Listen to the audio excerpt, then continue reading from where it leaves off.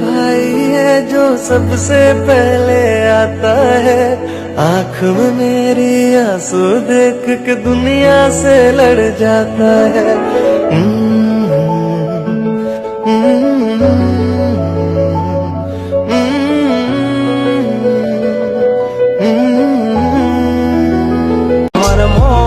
এটা আমার জান্নামক ভাই। এই ভাইয়ের গায়ে হাত দিতে হইলে তিমি মাছের কলজা লাগবো ভাই, আর ওই কলজা এখনো কারো হয় নাই।